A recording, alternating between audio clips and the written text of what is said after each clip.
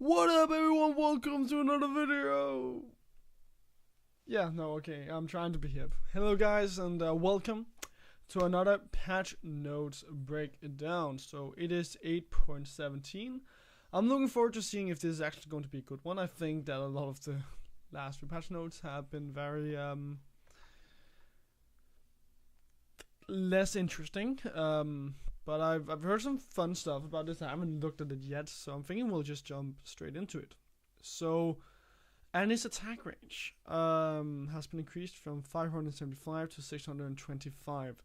I think that this is interesting because Annie, in my opinion, isn't exactly a champion that has problems. So, like, she has her ult and her Q, and I think that her Q is essential to being able to farm in the early game because of the way they refunds mana. I do like the idea that you give her more attack range, as it might help her just a little bit in terms of surviving the laning phase and becoming better. But I'm looking forward to seeing how this turns out. I think this might just help her a little bit to become an even stronger meta champion. Because she isn't exactly a strong meta champion right now. We're still seeing the likes of we're still seeing the Swains in the mid lane, the Vladimirs a little bit, Rise quite a lot. To some extent, we're still seeing Zoe. Twisted Fate has come up as well. So I think that with someone like Annie, who doesn't pack a lot of mobility, but does have the efficiency in team fighting, could be a good counter to some of these picks in laning phase, where she then suddenly brings a lot of kill pressure. Especially now that she has the opportunity to harass with her auto attacks.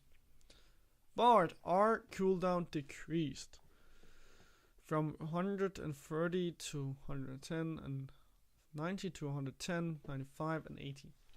I like those changes. I think that Bard in itself is an okay champion. The thing that he just lacks is laning phase power, because like he's at this point like a poor man's Pike, right? He has the CC to work with. He's pretty good at roaming too, but Pike just has more CC to work with and kill pressure. So like he's a poor man's Pike. Now having more CC to work with, having that up a little bit oftener, could definitely be a turning point for Bard. And I don't think this will like turn him up immediately because he still lacks the laning phase power. But a little bit more CC definitely will help. Fiora. E crit damage on second attack increase at earlier ranks. Okay, so just a little bit at early ranks, not a lot in itself.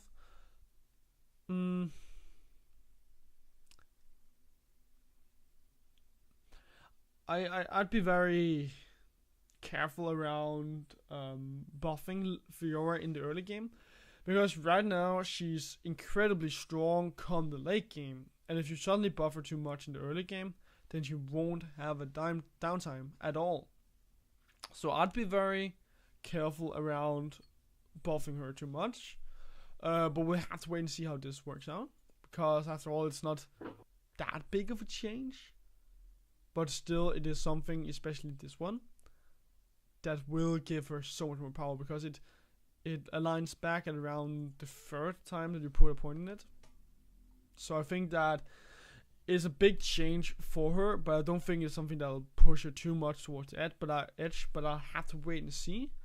Because you are seeing tanks up in the top side in the current meta, and if someone like Fiora comes back, then those tanks could potentially be in trouble early on, especially with her crit damage, meaning that she would have an easier time at snowballing. But we'll have to wait and see. Garen. Q damage decreased at later ranks. I don't agree with this. I think that Garen overall was like, I think it was a fine champion at this point. Like,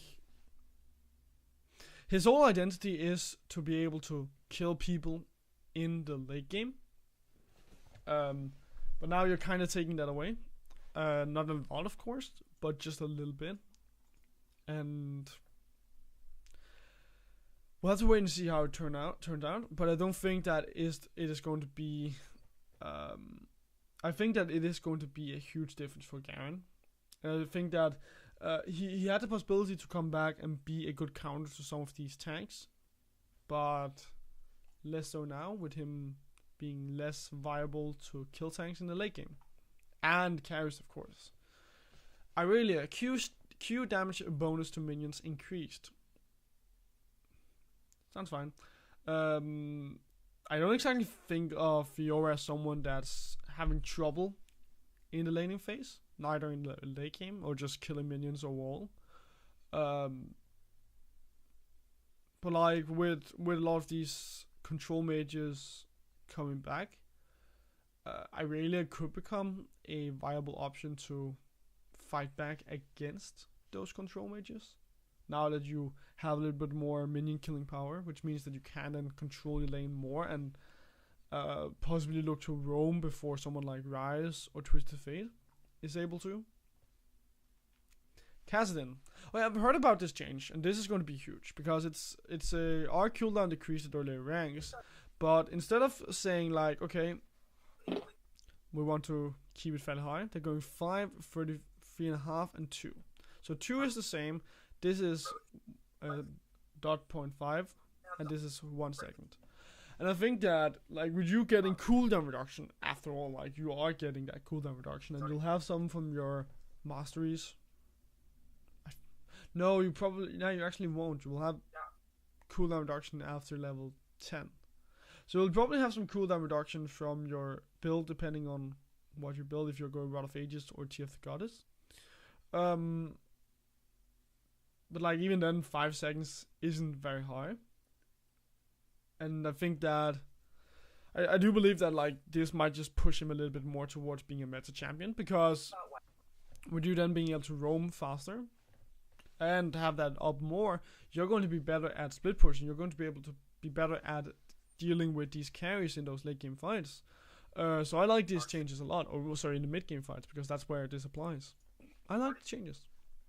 Kane, E duration increased early, Shadow E movement speed increased.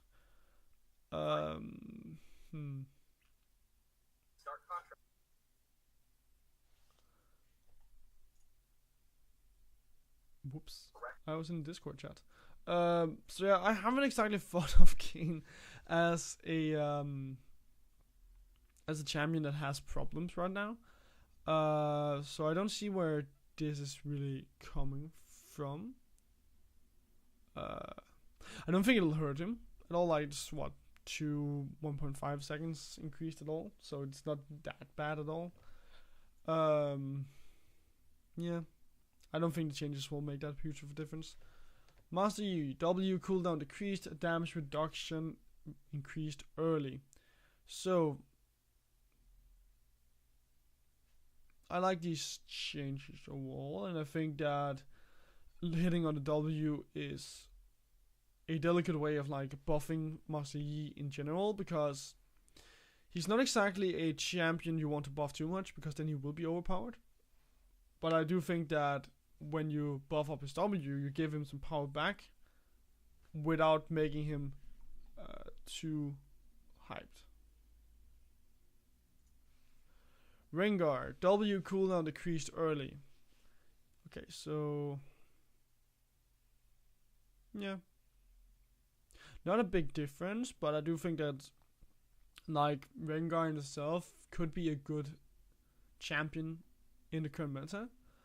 And definitely having a cooldown of what that's like 2 minutes and 10 seconds, having that down to 1 minute and 50 seconds will make a huge difference, because that's the uptime of your ult now being more available. So I think that's going to make a huge difference for the landscape in terms of junglers. We're not going to see cost 6 come back, I don't think so, but Rengar definitely could be a viable option, especially now with his ult being down. Being up more often. Though we'll still have to consider that the likes of an Olaf, Trundle, Gragas, Sejuani, like those are the top 4 picks right now, will outduel him in the 1v1. So definitely should look towards more like, some of them will outduel him, and will have a better impact in the early game, most of them. So we'll definitely have to look for him being more of a gankish style of jungler. Varus, base health decreased, health growth. Okay. I think that's a lot of health you're taking away from him. That's what, 50 health. I think that's a lot of health to take away from him. But overall, I do agree with these changes. Because I think that AD carries essentially should be quote unquote easy to kill. Especially in the early game where they aren't strong. They should be like small children that just needs watching after. And someone like Varus, who is super dominant in the laning phase, who has a lot of abilities to control areas, who can poke very efficiently, should be more of a high risk, high reward kind of champion. So I think that taking away some of himself will decrease his power in the laning phase and make it so that people will have an easier time finding a downtime where they can kill this guy. Wukong now has level 1 bonus attack speed. Yeah, will help him clear the jungle more. I don't mind at all.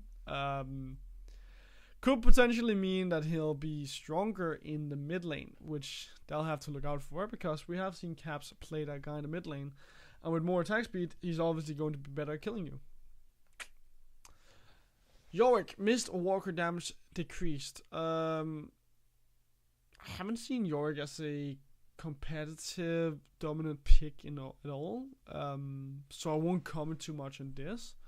But it's not like the damage in itself has been decreased a lot, right?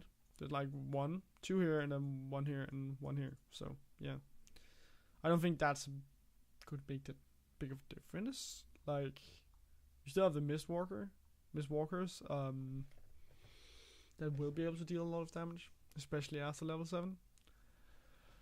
But will tone down his early game a lot. So I think that's I think it's an okay way of nerfing him, but I haven't seen enough of Yorick to be able to talk about this guy. Adapted damage now defaults to physical. Now defaults to physical if Tarek has no bonus attack damage or ability power. Okay. Stormracer. Guaranteed crit damage decreased below 30 crit. Attack speed increased and attack damage decreased. Okay, so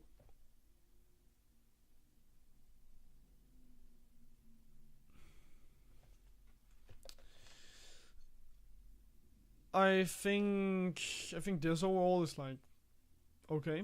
I think it's been an item that you can abuse very easily. So I like that they're changing the passive, the critical strike passive, because that has been what they abused it about. They have to be careful about nerfing it too much, or it will become useless, which you don't want, because then it'll feel very dry in terms of what you can build as an AD carry, because right now Stormracer is the best option if you're not going for the Blaze of the Ruin King, and on some picks you just don't want that Blaze of the Ruin King, unlike the stuff of like Jhin. If you can't build a Stormracer, you can't really build the Essence Reaver either, and that means that you're forced to go for like a Bloodthirster first. That's going to hurt you a lot, because that's a huge gold investment into something that's not exactly going to help you right here and right now. It's like 80 damage and 20% lifesteal, but that doesn't feel good for team fighting, whereas you'd rather have like Stormracer, even though it's been nerfed and is ultimately weaker, so those kind of champions would fall off the meta. I like these changes, however. I think this is very delicate, taking away some of the attack damage and then giving you more attack speed, meaning that ultimately it evens out, but you will become stronger with this item once you reach the later stage of the game, because you will have more attack speed. And this is because of Varus, most likely, so having less upfront damage and more lethality. I like those changes. I think that someone like Varus is too good at abusing having high at 80 ratios, and then proccing that with the lethality. So I like these changes a lot, and I think that it will put varies on more of a scale of, okay, so this guy will be good in the mid game, but less so in the early game because of him having less AD to overall work with. Yeah, that looks to be it. So yeah, thank you guys once again for watching. I hope you guys enjoyed this. This was a very short video, a very short patch. Not a patch that I think will do a lot to the current landscape. Like you haven't nerfed a lot of the champions that are in the meta. I think the items will probably be the biggest difference between this patch and 8.16. Look out for Rengar, he might jump up, and I think overall just a very dry patch that didn't change a lot. But as I said, items, what you should look out for in a Rengar. But with that being said, thank you guys for watching. Remember to follow me on Instagram, Facebook, Twitter, and I'll see you next time.